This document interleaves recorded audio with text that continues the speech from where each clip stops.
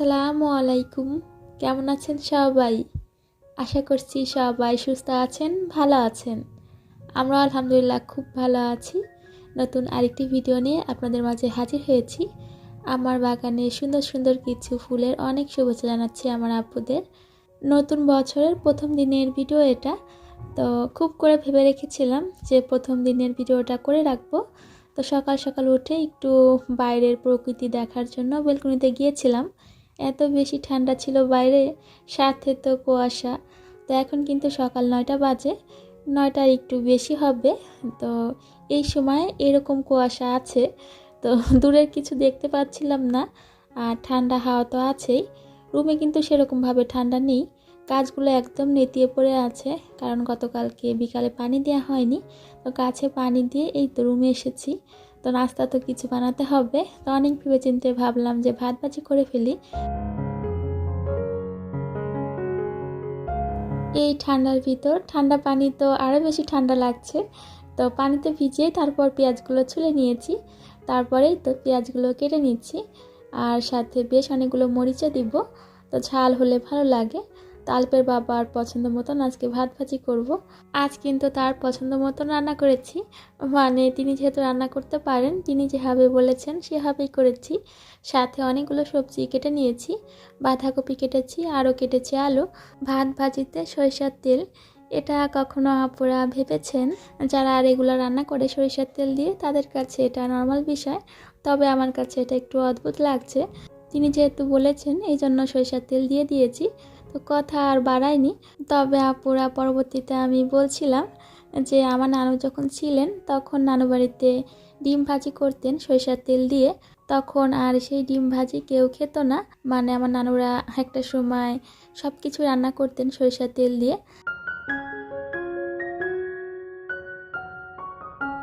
কথা তো বলতেই আছি, তবে লাইকের কথাটা কিন্তু আমার আপুদের এখনও স্মরণ করিয়ে দেয়নি। আমার প্রিয় ভালোবাসার মিষ্টি মিষ্টি আপুরা, যারা চুপি চুপি ভিডিও দেখে চলে যান কিন্তু একটা লাইক দেন না, চাইলেই ছোট একটা লাইক দিয়ে দিতে পারেন। তো এই তো ভাত ভাজি করছি, ফোড়ন হিসাবে শুকনো মরিচ দিয়েছি। আপুরা এটা কখনো ভেবেছেন বা দিয়েছেন? তো তারপর পেঁয়াজ এবং কাঁচামরিচ দিয়ে কিছুক্ষণ ভেজে নিয়েছি। ডিম দিয়ে ডিমগুলো একটু ভেঙে দিয়েছি। আর এখানে সবজি দিয়েছি আলু এবং বাঁধাকপি, এগুলো তো সিদ্ধ করে নিতে হবে, এই জন্য এভাবে ঢাকনা দিয়ে রেখে দিয়েছিলাম। সুন্দরভাবে কিন্তু সবজিগুলো সিদ্ধ হয়ে গিয়েছে। তো সবজি থেকে যে পানিটা ছেড়েছে সেই পানি দিয়ে সবজিগুলো সিদ্ধ করে নিয়েছি। এখন ভাতগুলো দিয়ে দিব।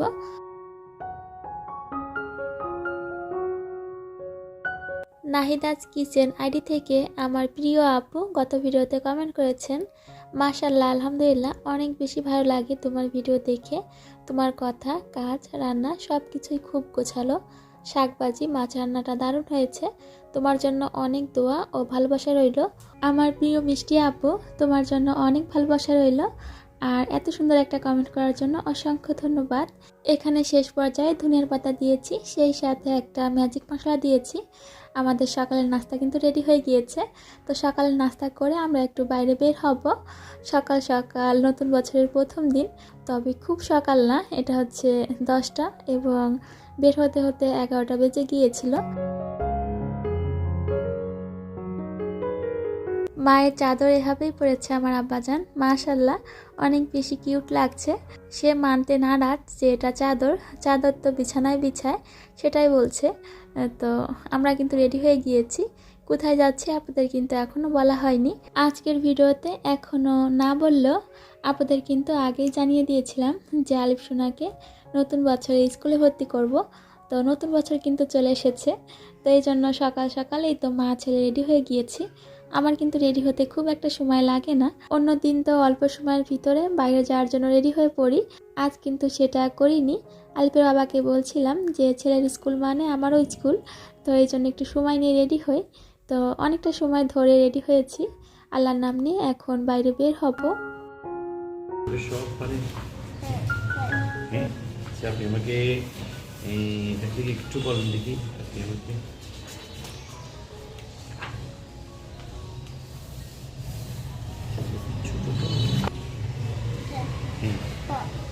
এটা ভেরি গুড। এটা এটা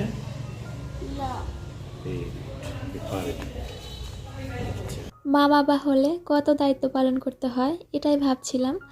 তো ছেলেকে কিন্তু আল্লাহর নাম নিয়ে ভর্তি করিয়ে তারপর এই তো কিছু কেনাকাটার জন্য এখানে এসেছি। তো ছেলের ব্যাগ কিনতে হবে, বই কিনতে হবে, ড্রেস বানাতে হবে। এখন অনেক চিন্তা, অনেক চিন্তা। যতটা সময় না এই কাজগুলো কমপ্লিট করতে পারছি ততটা সময় মাথার উপর একটা চাপ থেকে যায়। অনেক দিনের অনেক বড় একটা ইচ্ছা আলিপের বাবা আজ আমার পূরণ করেছেন। তো আপুরা যদি শোনেন তাহলে বলবেন যে এটা আবার কি একটা সামান্য জিনিস, তবে আমার অনেক দিনের একটা ইচ্ছা ছিল। তো তাছাড়া আমি এখানে পাচ্ছিলামও না যে সাথে সাথে কিনে ফেলবো। তো যেটা পাচ্ছিলাম সেটা আমার মন মতন হচ্ছে না, এই জন্য আর কি এত বড় একটা ইচ্ছা বা শখ পূরণ করতে একটু সময় লাগলো। তো এখন কিন্তু পেয়েছি, তবে যেটা পেয়েছিলাম একটাই ছিল, নিয়ে এসেছি। আপুরা হয়তো বুঝতেই পারছেন আমি একটা ইলেকট্রিক বেটার নিয়েছি। তো আপুদের সাথে অবশ্যই শেয়ার করব। তো এখন রান্না করছি। এখানে একটু ফুড কালার দিতে গিয়ে কি পরিমাণে যে ফুড কালার পড়ে গিয়েছে, আমি যতটা পেরেছি তো কালারটা আমি ফেলে দিয়েছি। আর এই তো এখন এগুলো ভেজে নিব। তো আজকে চিকেন বিরিয়ানি রান্না করব, ঝটপট হয়ে যাবে অল্প সময়ের ভিতরে।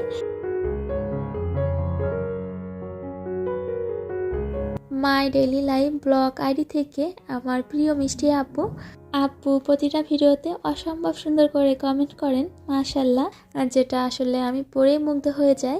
তো আপু গত ভিডিওতে কমেন্ট করেছিলেন, আসসালামু আলাইকুম আপু, নতুন বছরের অনেক অনেক শুভেচ্ছা এবং দোয়া রইল আপু।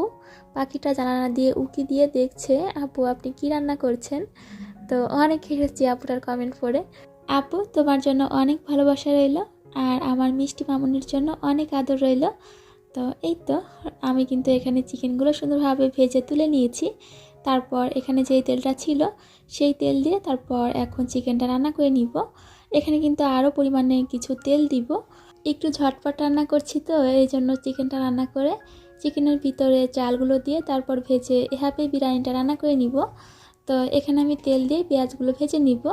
বেশ অনেকগুলো পেঁয়াজ দিয়েছি। তো একটু ব্রাউন কালার করে পেঁয়াজগুলো ভেজে এখানে সব ধরনের মশলা দিব। তাছাড়া আমি বিরিয়ানির যে রেডি মিক্স মশলাটা আছে রাঁধুনি সেটাও দিব। এখানে আমি কিছু বাটা মশলা দিয়েছি, কিশমিশ, বাদাম, তো গোলমরিচ, আরও অনেক ধরনের মশলা ছিল। আরও এখানে অল্প অল্প করে সব কিছু দিয়ে দিব, আদা, রসুন, জিরা। রাঁধুনির যে রেডি মিক্স বিরিয়ানির মশলাটা আছে সেটার সাথে কিন্তু এভাবে অল্প করে বাটা মশলাও দিতে হয়। আর জানি না আমার আপুরা দেন কি না, তবে আমি কিন্তু দিয়ে থাকি। মায়ের কাছ থেকে শিখেছি, আমার আম্মুকে দেখেছি যে এভাবেই রান্না করতে। তবে একটা জিনিস আপুরা কি জানেন, যে আমার কখনো না একদম নিয়ম কানুন মেনে রান্না করা হয় না। যেভাবে ইচ্ছা হয় সেভাবে রান্না করে ফেলি। মনে হয় যে এভাবে রান্না করলে রান্নাটা বেশি টেস্টি হবে। তবে আজকের বিরিয়ানি রান্নাটা অসম্ভব ভালো হয়েছিল। আমার আব্বাজান তো এমনি সময় অল্প করে খায়, খুব একটা পছন্দ করে না, তবে মুখে কিন্তু বলে থাকে যে বিরিয়ানি, পোলাও এগুলো রান্না করো। তো আজ দেখছিলাম যে খুব মজা করে খেয়েছে। এখানে আমি মশলাটা খুব ভালো করে কষিয়ে নিয়েছি। তারপর এখানে কিন্তু আমি বাটার মিল্ক করে নিয়েছিলাম, সেটা দিয়ে দিয়েছি। আমি এখানে কিছুটা পরিমাণে দুধের সাথে ভিনেগার মিশিয়ে নিয়েছি, এতে করে কিন্তু খুব সুন্দরভাবে বাটার মিল্ক তৈরি হয়ে গিয়েছে। এখন আপাতত বাসায় টক দই ছিল না, তাছাড়া আমি খুব একটা বেশি টক দই দিয়েও থাকি না। মাংসগুলো চুলায় কষানো হচ্ছে, এখন মনে হলো যে এখানে কিছু আলু দেই। তা আলুগুলো ছুলে তারপর নিয়েছি, মনে হচ্ছে যে ডিম। তো এগুলো নতুন আলু, একদম ছোট সাইজের ছিল। তো একটু সময় কষিয়ে নিয়েছি, এখানে কিছু আস্ত কাঁচামরিচও দিয়েছি। তো এই তো এখন চালগুলো দিয়ে ভেজে নিব। আলুগুলো একটু ভেজে দিলে ভালো হতো, তবে এটা তো আমার আগে খেয়াল ছিল না। যেহেতু আজ একটু ভিন্নভাবে রান্না করছি, তো এখন চেষ্টা করছি যে চালগুলো খুব ভালোভাবে ভেজে নিতে। তো মাংসগুলো ভেঙে যাবে কি না সেটার একটা ভয় ছিল, তবে মাংসগুলো কিন্তু ভেঙে যায়নি। এখানে ইলেকট্রিক কেটলিতে গরম পানি করে নিয়েছি, তো এখন পানিটা দিয়ে দিচ্ছি। তো যখন আমি ইলেকট্রিক বেটার কিনতে গিয়েছি তখন সেখানে গিয়ে দেখছিলাম যে এত সুন্দর সুন্দর কেটলি। আলপের বাবাকে সেটাই বলছিলাম, একা একা কিছু কেনাকাটা করলে যা হয় আর কি, এটাই ভাবছিলাম আলপে বাবাকে সাথে নিয়ে তারপর একটু ঘুরে ঘুরে দেখে শুনে কেনাকাটা করলে তো ভালো হতো। তা আমার অবস্থা হয়েছে এরকম। সুন্দর দেখে কিছু নিতে হলে ঘুরে ঘুরে দেখে শুনে তারপর কেনাকাটা করতে হয়। বিরিয়ানি, পোলাও এগুলো রান্নার ক্ষেত্রে আমি কিন্তু গরম পানিটাই ব্যবহার করি, এতে খুব সুন্দর ঝরঝরে হয়। তো আমার প্রিয় আপুরা যারা ভালোবেসে ভিডিওটি দেখছেন কিন্তু আজও আমার চ্যানেলটি সাবস্ক্রাইব করেননি, ভালো লাগলে আমার ছোট্ট চ্যানেলটি সাবস্ক্রাইব করে বন্ধু হয়ে আমার পাশে থেকে যেতে পারেন। নিজের থেকে সংসারকে সাজাতে খুব বেশি পছন্দ করি। নতুন বছর উপলক্ষে আলিপের বাবার পক্ষ থেকে আমার জন্য এই ছোট্ট উপহার। বাটিটা কিন্তু খুব সুন্দর হয়েছে। আপুদের তো বলছি যে অনেক দিনের একটা ইচ্ছা পূরণ হলো, তবে বাইরে থেকে যে কি নিয়ে এসেছি সেটা তো আপুদের দেখানো হয়নি। এই তো মিয়াকো ব্র্যান্ডের ইলেকট্রিক বেটারটা এনেছি, আমার পছন্দ হয়েছে, সেই সাথে আলিপের বাবারও খুব পছন্দ হয়েছে, আমার থেকে তার বেশি পছন্দ হয়েছে। আমার অনেক দিনের ইচ্ছা যে নিজের হাতে কেক ডেকোরেশন করব, কেক তৈরি করব। তো এখন চেষ্টা করতে হবে, দেখি পারি কি না। তবে ইনশাল্লাহ চেষ্টা করলে তো অবশ্যই পারবো। আলিপের বাবা বললেন যে এটা নিয়ে নাও, ভালো হবে, তো এই জন্য এটা এনেছি। সেখানে কিন্তু দুইটা ছিল, মানে মিয়াকো ব্র্যান্ডের দুইটা ইলেকট্রিক বেটার ছিল, তো সেখান থেকে এই একটা নিয়ে এসেছি। তো অনেক দিন ধরে আমি মিয়াকো ব্র্যান্ডের ইলেকট্রিক বেটার খুঁজছি, তবে পাচ্ছি না। আরও অনেক ধরনের ইলেকট্রিক বেটার খুঁজেছি, পেয়েছি, তবে আমার ইচ্ছা যেহেতু এটাই নেওয়ার ছিল, এই জন্য একটু দেরি হলেও আমি এটাই নিয়েছি। এই ইলেকট্রিক বিটারের ওয়াট ছিল 400। তো ইচ্ছা ছিল ভালো ওয়াট দেখে তারপর নেয়ার, তো নিয়েছি। এখন দেখি কীরকম হয়। আমার আপুরা যদি জেনে থাকেন যে বেটারটা কীরকম হবে তাহলে কিন্তু আমাকে কমেন্ট করে জানাতে পারেন। দেখতে কিন্তু খুব সুন্দর। দেখতে সুন্দর হলে তো হবে না, যেই কাজের জন্য এনেছি সেই কাজটা ঠিকঠাক মতন হলেই হবে। তো আমি জেনেছি যতটুকু যে মিয়াকো ব্র্যান্ডের বেটার সব থেকে ভালো হয়। ইলেকট্রিক বেটারটা রাখার জন্য এরকম সুন্দর একটা স্ট্যান্ড আছে, এভাবে কিন্তু সুন্দরভাবে সাজিয়ে রাখা যাবে। আপনাদের সবার সুস্বাস্থ্য কামনা করে এখানেই বিদায় নিচ্ছি। আল্লাহ হাফেজ, আসসালামু আলাইকুম।